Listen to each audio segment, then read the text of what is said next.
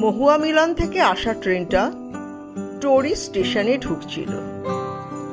স্মিতা এবং আমি নিচু প্ল্যাটফর্মের উপরে দাঁড়িয়েছিলাম। আজ হাটবার, খুব ভিড় প্ল্যাটফর্মে।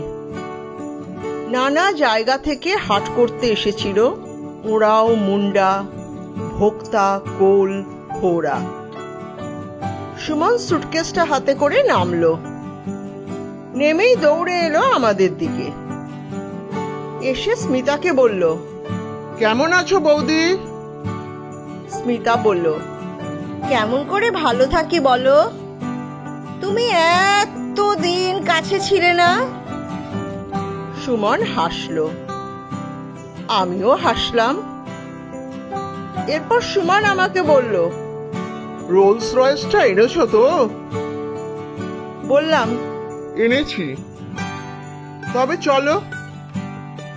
স্টেশনের বাইরে বেরিয়ে আমার লজ্জার অস্টিন গাড়িটার পিছনের দরজা খুলে সুমন উঠে বসল। পাশে স্মিতা। আমি ড্রাইভিং সিটে আসীন হলাম। বসন্তের দিন, হু হু করে হাওয়া আসছিল। পরন্ত রোদ্দুর সেগুন গাছের বড় বড় হাতির কানের মতো পাতার পেছনে পড়াতে সিঁদুরে রঙা দেখাচ্ছিল পাতাগুলোকে। মহুয়ার গন্ধ ভাসছিল। ঠোঁট মুখ চচ্চর করছিল রুখু বাতাসে। স্মিতা বলল, তারপর মা বাবা বিয়ের কথা কি বললেন?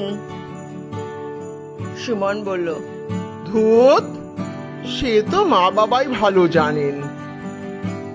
আহা, লজ্জায় যেন মরে গেলে তুমি। ওকে গালে টুসকি মেরে বলল স্মিতা।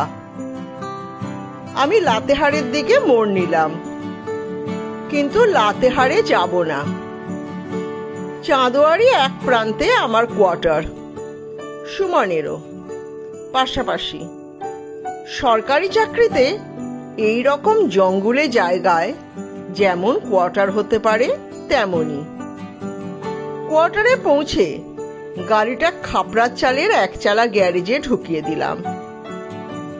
স্মিতা সুমনকে বলল, তোমার বাহন ছোটুয়াকে বলে দিয়েছি কাল ভোরে চলে আসতে। আজ সকালেও একবার এসে ঘর দোর ধুয়ে মুছে গেছে। জানুকে টুল পেতে সামনে বসিয়ে রেখেছিলাম সব সময়, পাছে কিছু খোয়া যায় তোমার। সুমন উত্তেজিত হয়ে বলল, চানু কোথায়? চানু? ততক্ষণে সুমনের গলা শুনতে পেয়ে চানু টালমাটাল পায়ে দৌড়ে এলো বুধাইয়ের মায়ের হেফাজত থেকে ছাড়া পেয়ে। বলল, সুমন কাকু, তোমার সঙ্গে আই। সুমন সুটকেসটা নামিয়ে রেখেই চানুকে এক ঝটকায় কোলে তুলে নিয়ে বলল, তাহলে তো আমি মরেই যাব। তোমার সঙ্গে আড়ি করে কি আমি বাঁচতে পারি? তোমার মা বাবা পারলেও পারতে পারে, আমি কখনো পারবো না। চানু অত বোঝে না, 4 বছর বয়স তার মোটে। সে বলল, আরি আরি আরি।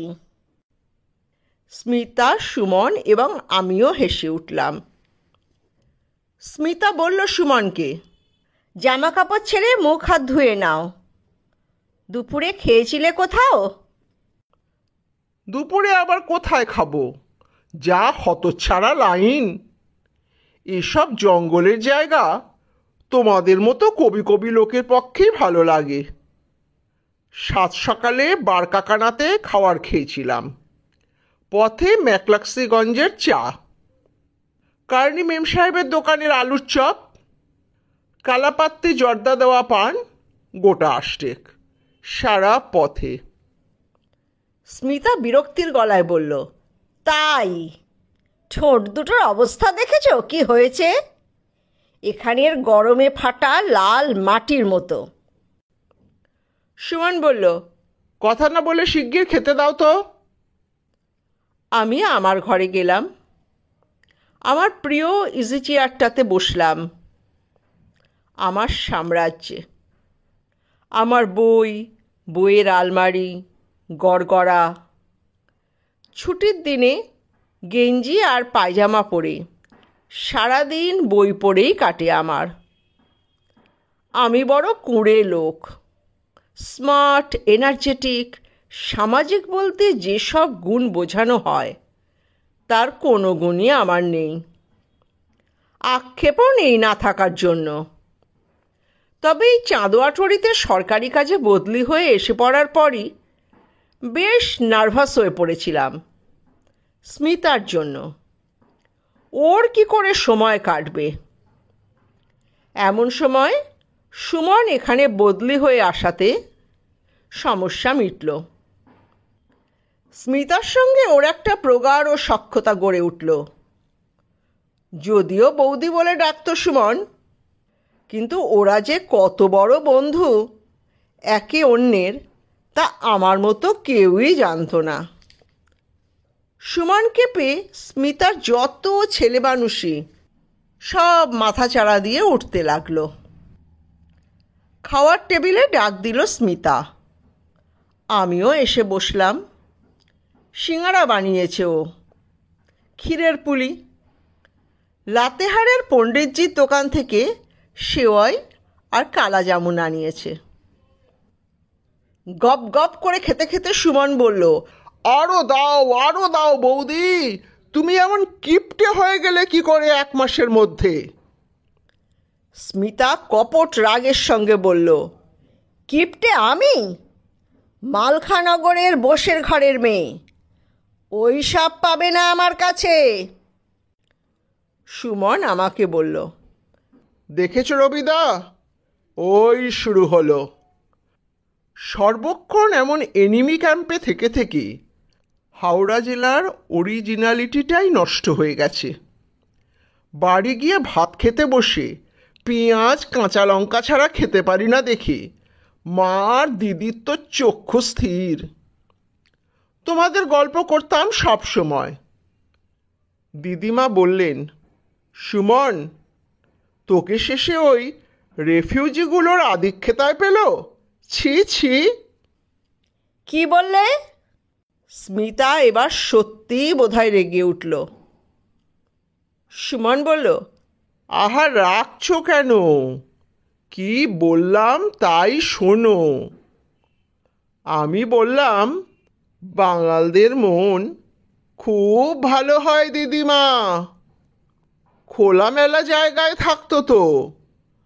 আকাশ জোড়া মাঠ, আদিগন্ত নদী, কত মাছ, কত ঘি, কত কি। দিদিমা বললেন, থাক থাক, সব রেফিউজি জমিদার ছিল। ওসব গল্প আমাকে আর শোনাসনি, বহু শুনেছি। বলেই সুমন হাসতে লাগলো। ও ছেলে মানুষ, ওর মনে কোনো জটিলতা নেই। কিন্তু ও এ কথাটা না বললেই ভালো করত। সকলেরই জমিদারি বা সচ্ছল অবস্থা না থাকলেও যাদের ছিল, এরকম কথা শুনলে তাদের বড়ই খারাপ লাগে। এখন বোধহয় লাগে না আর, প্রথম প্রথম লাগতো। এখন ব্যথার স্থান অবশ হয়ে গেছে, ক্ষত হয়েছে পুরনো। আমি অন্যমনস্ক হয়ে গেলাম। স্মিতা বলল, কি হলো? তোমার চা যে ঠান্ডা হয়ে গেল। সুমন বলল, রবি দাদা রাগ করলে নাকি? আমি হাসলাম, বললাম, না রে পাগল। স্মিতা সুমনকে বলল, আর দুটো সিঙাড়া খাবে? সুমন বলল, দাও, কতদিন পরে তোমার হাতের খাবার খাচ্ছি। তারপর বলল, আসলে কলকাতায় গিয়ে তোমাদের গল্প, বিশেষ করে বৌদির গল্প সকলের কাছে এতই করেছি যে তোমাদের সকলেই হিংসে করতে আরম্ভ করেছে, বৌদিকে তো বেশি করে। স্মিতা চায়ের কাপটা মুখের কাছে ধরেছিল। দেখলাম কাপের উপর ওর দুটি টানা টানা কালো চোখ সুমনের ওই কথার সঙ্গে সঙ্গে চমকে উঠেই নিথর হয়ে গেল। চা খাওয়ার পর আমি আমার ঘরে ফিরে গেলাম। সুমন চানুকে কাঁধে করে স্মিতার সঙ্গে ওর কোয়ার্টারে গেল। স্মিতা সব গুছিয়ে গাছিয়ে দিয়ে আসবে। অগোছালো একা লোকের সংসার। যাওয়ার সময় স্মিতা বলে গেল বুধাইয়ের মাকে যে একটু পরে এসে যেন চানুকে নিয়ে যায়, খাওয়ার সময় হয়ে যাবে চানুর। ওরা দুজনে যখন ফিরল সুমনের কোয়ার্টার থেকে, তখন রাত গভীর। দুপুরেই রান্না সেরে রেখেছিল স্মিতা। বুধাইয়ের মা গরম করে দিল খাবার দাবার। স্মিতা খাবার সাজিয়ে ও এগিয়ে দিতে দিতে বলল, দেখো সুমন কত কি এনেছে আমাদের জন্য। এইটা আমার শাড়ি, বলেই চেয়ারের উপর থেকে শাড়িটা তুলে দু হাতে মেলে ধরে দেখালো। তারপর বলল, এরকম একটাও শাড়ি তুমি আমাকে দাওনি। আমি বললাম, এ তো দারুণ দামি শাড়ি। সুমন বলল, বৌদি কি আমার কম দামি? স্মিতা আবার আমাকে বলল, এই যে তোমার পায়জামা পাঞ্জাবি, এই চানুর জামা প্যান্ট। আমি রুটি ছিঁড়তে ছিঁড়তে বললাম, করেছ কি সুমন? এই রকম নকশা কাটা চিকনের পাঞ্জাবি কি আমাকে মানায়? এ তো ছেলে মানুষদের জন্য। স্মিতা নরম গলায় বলল, এই যে শুনছো, দেখো। আমি বললাম, কি? এই দেখো আমার জন্যে আরও কি এনেছে। বলেই ছোট দুটো প্যাকেট খুলে আমার দিকে এগিয়ে দিল। দেখি একজোড়া বেদানা দানার মতো রুবির দুল আর একটা ইন্টিমেট পারফিউম, ছোট্ট। স্মিতা বলল, দেখো না বেশি বেশি বড়লোক হয়েছেন। সুমন বলল, বড়লোকদের জন্য বড়লোকই না করলে কি চলে? খেতে খেতে আমি ভাবছিলাম, সুমন বেশ সুন্দর সপ্রতিভ কথা বলে, যা আমি কখনোই পারিনি, পারবো না। স্মিতার যে ওকে এত ভালো লাগে তার অনেক কারণ আছে। সুমন শিগগির কলকাতা যাবে। ওর বিয়ে ঠিক করেছেন মা বাবা। সকালে রাঁচি গেছে ও স্কুটার ডেলিভারি নিতে। অফিস থেকে ফিরছিলাম হেঁটেই। আমাদের অফিসটা কোয়ার্টারের কাছেই। মিশিরজি আসছিলেন সাইকেল নিয়ে বস্তির দিক থেকে। হাওয়াতে তার টিকি উঠছিল। দেহাতি খদ্দরের নীল পাঞ্জাবি আর ধুতি পরে আসছিলেন। দূর থেকেই আমাকে দেখে বললেন, প্রণাম বাবু। আমি বললাম, প্রণাম। হিন্দিটা আমি তখনও যথেষ্ট রপ্ত করতে পারিনি। সেদিকে সুমন পটু। মিশিরজি সাইকেলের টায়ারে কিরকির শব্দ করে নামলেন। বললেন, हालचाल सब ठीक है बा?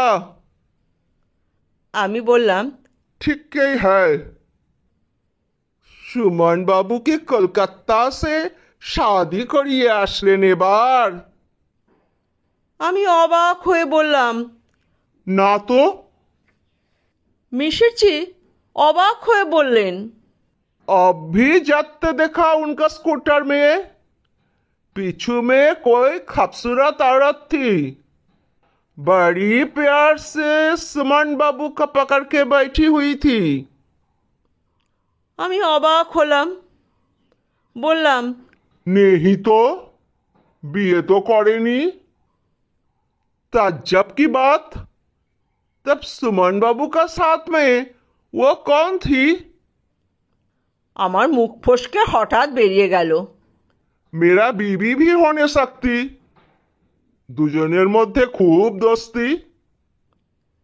মিশিরজি বললেন, अजीब आदमी है आप बड़ा बाबू। दोस्ती और प्यार কখনো এক হয়? আর মরদ আর औरतेর মধ্যে কি দোস্তি হয় বড়া বাবু? খালি প্যারই হবে। তারপরই হো হো করে হেসে বললেন, आप बड़ी ह्यूमरस आदमी हैं। नहीं तो निजे धर्मपत्नी के बारे में ऐसी मजाक क्यों करते पारे कभी? আমার মুখ থেকে প্রায় বেরিয়ে এসেছিল যে মজাক করিনি আমি, কিন্তু পরক্ষণেই মনে পড়ে গেল স্মিতা সব সময় আমাকে বলে তুমি খুব বোকা, কোথায় কি বলতে হয় জানো না। সত্যি বড় বোকা আমি। বাড়ি ফিরেই জানতে পারলাম যে সত্যিই আমি মজাকই করিনি।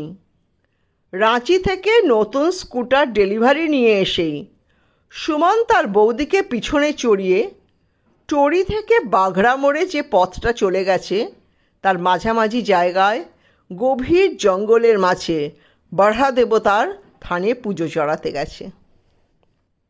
ওদের ফিরতে বেশ রাত হলো। স্মিতার শাড়ি এলোমেলো, ধুলো লাগা চুল, খোপায় দলিত জংলি ফুল, আর মুখে কি এক গভীর আনন্দের ছাপ। সুমন বলল, স্কুটারটা খারাপ হয়ে গিয়েছিল বাঘের জঙ্গলে। কি ভয় যে করছিল, কি বলবো। বাঘের জন্য নয়, পরস্ত্রীকে সঙ্গে নিয়ে এত রাত হলো বলে। আমি বললাম, ফাজিল। পরদিন চা খেতে খেতে স্মিতা বলল সুমনের বিয়ের কথা লিখে আবার চিঠি দিয়েছেন ওর বাবা। কাল পরশু ওর এক কাকা আসবেন রাঁচি হয়ে, ওর কাছে ওই ব্যাপারে আলাপ আলোচনা করতে। আমি কিন্তু খেতে বলে দিয়েছি তাকে, যেদিন আসবেন সেদিন রাতে। আমি বললাম, বেশ করেছো, না বললেই অন্যায় করতে। সুমনের কাকার চেহারাটা আমার একটুও ভালো লাগলো না। ভদ্রলোক ট্রেন থেকে নেমেই সকালের বাসে এসে নাকি এখানে নানা লোকের সঙ্গে দেখা করেছেন।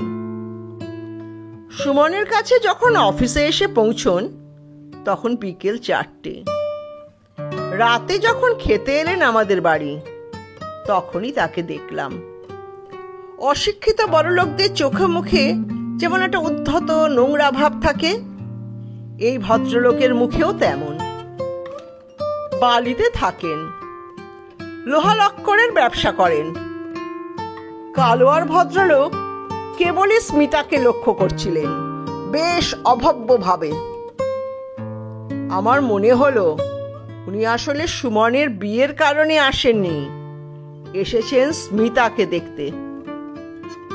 সেই রাতেই আমি প্রথম স্মিতাকে কথাটা বললাম, না বলে পারলাম না। মিশিরজির কথা বললাম, সুমনের কাকার কথা বললাম। ছোট জায়গা, অশিক্ষিত অনুদার সব লোকের বাস, বাড়ির বাইরে একটু বুঝে শুনে চলাফেরা করতে। কয়েকদিন পরেই সুমনের খুব জ্বর হলো। আমি বলেছিলাম ও আমাদের বাড়িতেই এসে থাকুক। ছেলে মানুষ, বিদেশে বেহুঁশ অবস্থায় একা বাড়িতে থাকবে কি করে? তাছাড়া কদিন পরেই ওর বিয়ে। কি অসুখ থেকে কোন অসুখে গড়ায় তা কে বলতে পারে? স্মিতা জেদ ধরে বলেছিল, না, আমাদের বাড়িতে ও মোটেই থাকবে না। বলেছিলাম, তাহলে ওর সেবা শুশ্রূষা করো, রাতে না হয় আমিই গিয়ে থাকবো, তুমিও থাকতে পারো ইচ্ছে করলে। সারাদিন স্মিতাই দেখাশোনা করলো। রাতে আমিই গেলাম সুমনের বাড়ি। ওর শোবার ঘরে ক্যাম্পখাট পেতে থার্মোমিটার, ওষুধ, অডিকোলন সব ঠিকঠাক করে দিয়ে গেল স্মিতা। নতুন জায়গায় ঘুম আসছিল না আমার। অনেকক্ষণ জেগে বসে বসে সিগারেট খেলাম। তারপর পাশের ঘরে গেলাম।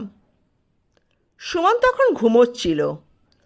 পাশের ঘরের টেবিলে একটা চিঠি পড়েছিল, ইনল্যান্ড লেটারে লেখা, সুমনের নামের, সুমনের মার লেখা চিঠি। কেন জানি না, ওই নিস্তব্ধ রাতে ঝিঁঝির ডাকের মধ্যে আমার মন বলল, এই চিঠির ভিতরে এমন কিছু আছে যা স্মিতা ও সুমনের সম্পর্ক নিয়ে লেখা। টেবিল লাইটের সামনে চিঠির ভিতর আঙুল দিয়ে চিঠিটা গোল করে ধরে পড়তে লাগলাম। চিঠিটা যতটুকু পড়তে পারলাম তাই যথেষ্ট ছিল। সুমনের মা লিখেছেন, সুমনের কাকার চিঠিতে জানতে পেরেছেন তিনি যে সুমন একটি ডাইনির পাল্লায় পড়েছে, এক ভেড়ুয়ার বউ সে।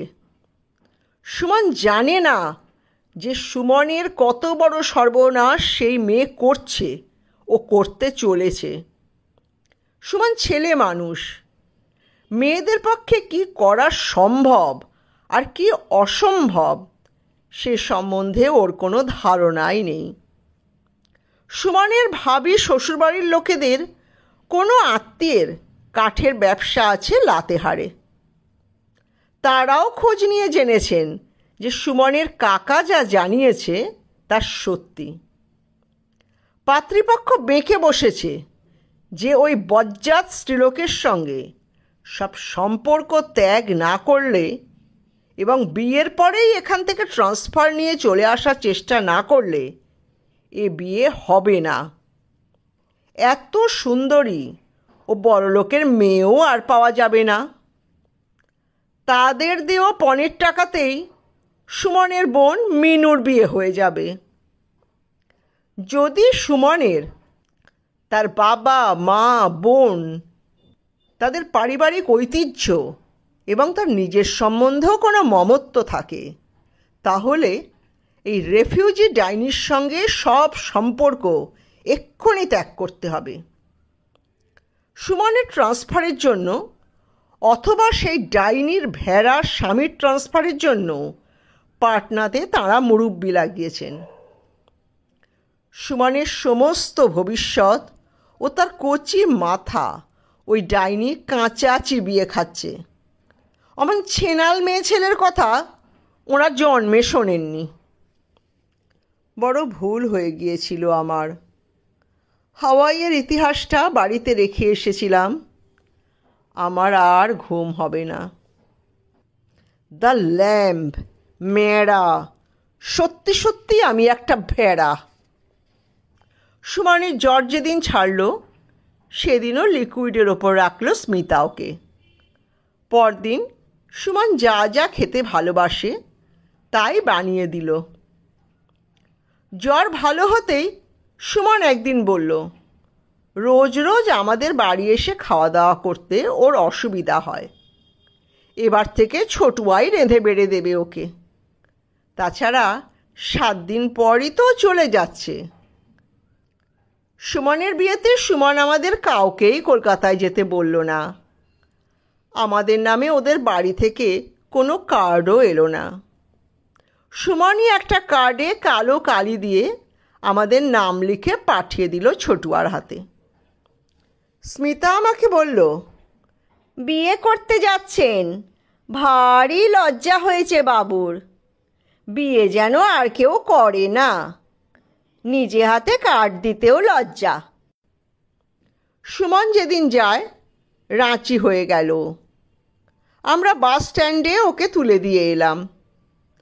চানু বলল, কাকিমাকে নিয়ে এসো কিন্তু সুমন কাকু, আমরা খুব বল খেলবো। স্মিতা হেসে বলল, তোমার ঘর ফুল দিয়ে সাজিয়ে রাখবো, স্টেশনে তোমাদের আনতে যাব আমরা। সেদিন তোমার বাড়িতে রান্নাবান্নার পাট রেখো না, আমার বাড়িতেই খাওয়া দাওয়া করবে, থাকবে সারা দিন। সুমন জবাব দিল না কোনো, শুধু বলল, চলি। বাসটা ছেড়ে দিল। সুমন চলে যাওয়ার পর আমাদের বাড়িটাতে আশ্চর্য এক বিষাদ নেমে এলো। সুমন এর আগেও অনেকবার ছুটিতে গেছে, কিন্তু এবারে যাওয়াটা অন্যরকম।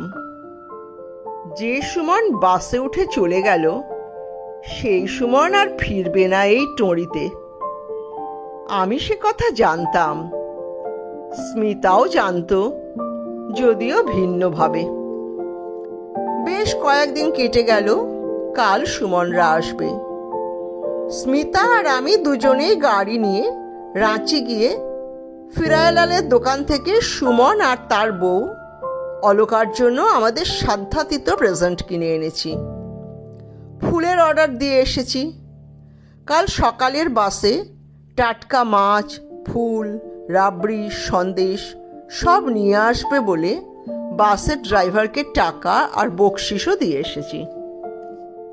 স্মিতারও ভাই নেই, আমারও নেই। বেশ ভাইয়ের বিয়ে মনে হচ্ছে আমাদের। ভোর 5টা থেকে উঠে পড়েছে স্মিতা। কদিনে অনেক রোগা হয়ে গেছে ও, সত্যি, কিন্তু চেহারাটা যেন আরো সুন্দর হয়েছে। চোখ দুটি আরো বড় বড় কালো, কাজল টানা। বিরহ মানুষকে সুন্দর করে, চোখের সামনেই দেখছি। অন্যান্য রান্না করতে না করতেই মাছ এসে গেল। দই মাছ করেছে কাতলা মাছের, খুব ভালোবাসে সুমন। মুড়ি ঘন্ট, মাছের টক, মুরগির কারি, পোলাও, সঙ্গে তো মিষ্টি ও রাবড়ি আছেই। রাতের জন্য আরো বিশেষ বিশেষ পদ, ফিশ রোল। আমি অফিসে একবার বড়ি ছুঁয়েই চলে এসেছি। অফিসে সুমনের সব সহকর্মীরাও উৎসুক হয়ে আছে কখন ওরা এসে পৌঁছয়। আমার এখানেই চলে আসতে বলেছি সকলকে, সুমনের বড় ভাই হিসাবে। ওদের সকলের জন্য মিষ্টি টিষ্টিও এনে রেখেছি, বউ দেখে মিষ্টি মুখ করে যাবে বলে। স্মিতা রান্না বান্না এগিয়ে নিয়েই সুমনের কোয়ার্টারে গেল ফুলশয্যার ঘর সাজাতে। এমনই ভাব যে সুমন নতুন বউয়ের সঙ্গে শোবে না তো, যেন স্মিতার সঙ্গেই শোবে। দুপুরে খাওয়ার দাওয়ার সব তৈরি। এমন সময় আমাদের অফিসের চৌধুরী এসে বলল যে তার কাছে সুমন চিঠি লিখেছে যে প্লেনে আসছে কলকাতা থেকে। এয়ারপোর্ট থেকে ট্যাক্সি নিয়ে সোজা এখানে আসবে, বিকেল বিকেল পৌঁছবে, রাঁচির মেইন রোডের কোয়ালিটিতে লাঞ্চ করে। আমাকে কিছুই জানায়নি শুনে চৌধুরীও খুব অবাক হলো।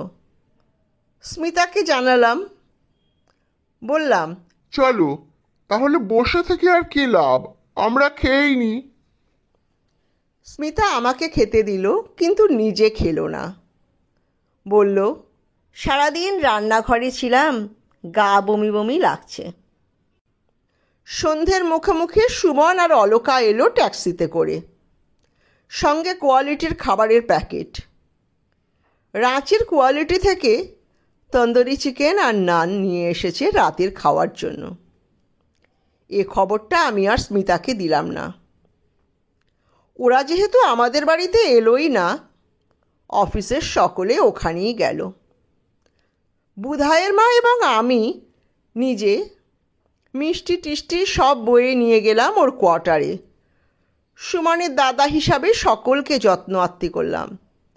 সকলে বলল, বৌদি কোথায়, ভাবিজি কোথায়?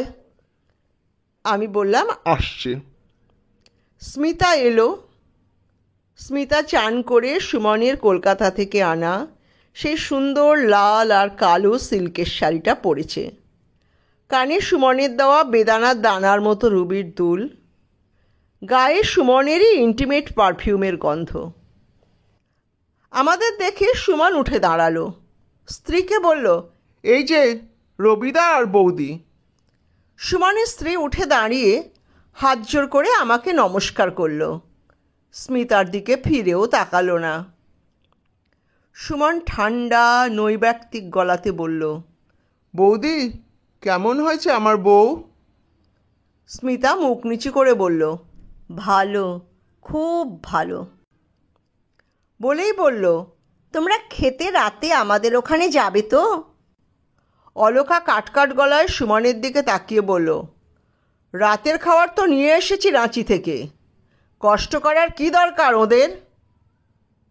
স্মিতা কিছুই বলতে পারল না। আমি বললাম, তোমরা যা ভালো মনে করো করবে। অফিসের সহকর্মীরা হৈ হৈ করে উঠল, বলল, ইয়ার কি নাকি, দাদা বৌদি কাল রাঁচি থেকে বাজার করে আনলেন, সারাদিন ধরে রান্না করলেন বৌদি, আর তোমরা খাবে না মানে এ কেমন কথা? অলকা আমাকে বলল, তাহলে এখানেই যদি পাঠিয়ে দেন, আমরা বড় টায়ার্ড। স্মিতা চানুকে নিয়ে পায়ে হেঁটে বাড়ি ফিরে গেল। আমি রয়ে গেলাম। তক্ষুনি চলে গেলে খারাপ দেখাতো, চেনা জানা এত লোক চারপাশে। অতিথিরা একে একে প্রায় সকলেই চলে গেলেন। বুধাইয়ের মা আর ছোটুয়া যতক্ষণ না ওদের খাওয়ার নিয়ে এলো ততক্ষণ আমাকে থাকতেই হলো। বুধাইয়ের মা এসে বলল, বৌদির শরীর খারাপ, সারাদিন রান্নাঘরে ধকল গেছে, বাড়ি গিয়েই শুয়ে পড়েছিল, এই খাবার দাবার কোনো রকমে বেড়ে দিয়ে আবার শুয়ে পড়েছে। আমি যখন বাড়ি ফিরলাম তখন রাত প্রায় 10টা বাজে।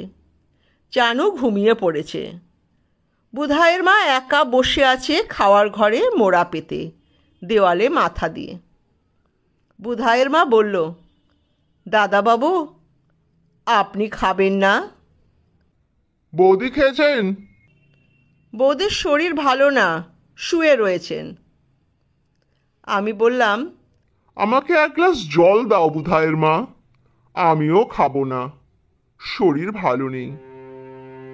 বুধাইয়ের মা জল এনে দিয়ে হঠাৎ দীর্ঘশ্বাস ফেলল একটা। আমি চমকে উঠে তাকালাম তার দিকে। তার চোখেও দেখলাম বড় ব্যথা। শোয়ার ঘরে গিয়ে দেখি স্মিতা সেখানে নেই। পাশের ঘরে ঢুকলাম, দেখি চানুর পাশে স্মিতা উপর হয়ে সন্ধেবেলার সেই লাল কালো সিল্কের শাড়িটা পরেই শুয়ে আছে।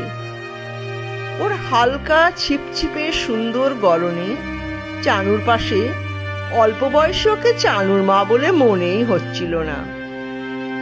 আমি কাঠখোট্টা লোক, বুদ্ধি কম, ভাবি কম, কিন্তু কেঁদে কেঁদে ঘুমিয়ে পড়া আমার চেয়ে 10 বছরের ছোট আমার ছেলে মানুষ স্ত্রীর দিকে অনেকক্ষণ চেয়ে রইলাম দরজায় দাঁড়িয়ে। তারপর ঘরে ফিরে গিয়ে জামা কাপড় ছেড়ে পায়জামা গেঞ্জি পরে আমি ইজি চেয়ারে শুলাম। ইজি চেয়ারে শুয়ে আমি কত কি ভাবছিলাম। এমন সময় ঘরে একটা মৃদু খসখস শব্দ হলো। পারফিউমের গন্ধে ঘরটা ভরে গেল। স্মিতা কথা না বলে সোজা এসে আমার বুকের মধ্যে মুখ গুজে ফুপিয়ে কেঁদে উঠল। আমার মধ্যে যে খারাপ মানুষটা বাস করে সে বলল, আঘাত দাও ওকে, এমন শিক্ষা দাও যে জীবনে যেন এমন আর না করে। ওর প্রতি এক তীব্র ঘৃণা ও অনীহাতে আমার মন ভরে উঠল। ভীষণ নিষ্ঠুর হয়ে উঠল আমার মধ্যে সেই আমিত্বময় সাধারণ স্বামী। কান্নার বেগ কমলে আমি বললাম, কি হলো? ও বলল, আমার জন্য আজ তোমার এত লোকের সামনে, আমার জন্যে, আমি জানি। আমি চুপ করে রইলাম। আমাকে তুমি শাস্তি দাও। কিসের শাস্তি? ভুলের শাস্তি। আমি বললাম ব্যঙ্গাত্মক স্বরে, ভালোবেসেছিলে বলে অনুতাপ হচ্ছে? স্মিতা এবার মুখ তুলল, আমার পায়ের কাছে হাঁটু গেড়ে বসে বলল, আমার যে বিয়ে হয়ে গেছে, স্বামী ছাড়া অন্য কাউকে ভালোবাসা। আমি বললাম, আমি কি বললাম? বললাম, আমার কি এমন রূপগুণ আছে যাতে তোমার শরীরে ও মনে চিরদিন একা আমি সর্বেসর্বা হয়ে থাকতে পারি? সংসারে একজন স্বামীরই কি আছে? তারপর একটু চুপ করে থেকে ওর মাথায় হাত রেখে বললাম, আমার ভাগ্যে যা পড়েছিল তাই তো যথেষ্ট ছিল। সেই ভাগের ঘরে কোনো শূন্যতা তো কখনো অনুভব করিনি স্মিতা, সত্যিই করিনি। স্মিতা অবাক হয়ে তাকিয়েছিল তার বোকা অগোছালো ভুলো মনের স্বামীর দিকে। স্মিতার মাথায় হাত রেখে বসে থাকতে থাকতে আমার হঠাৎ মনে হলো যে আমি টোপর মাথায় দিয়ে সমারোহে গিয়ে স্মিতাকে একদিন তার পরিবারের শিকড় শুদ্ধ উপড়ে এনেছিলাম, তার সঙ্গে যে মানুষটা তার স্ত্রীর সুখে দুঃখে জড়াজড়ি করে অনেক অবিশ্বাস ও সন্দেহ পায়ে মারিয়ে বিবাহিত জীবনের কোনো বিশেষ বিলম্বিত মুহূর্তে সত্যি স্বামী হয়ে উঠলাম, তাদের দুজনের মধ্যে বিস্তর ব্যবধান। বর হওয়া আর স্বামী হওয়া বোধহয় এক নয়।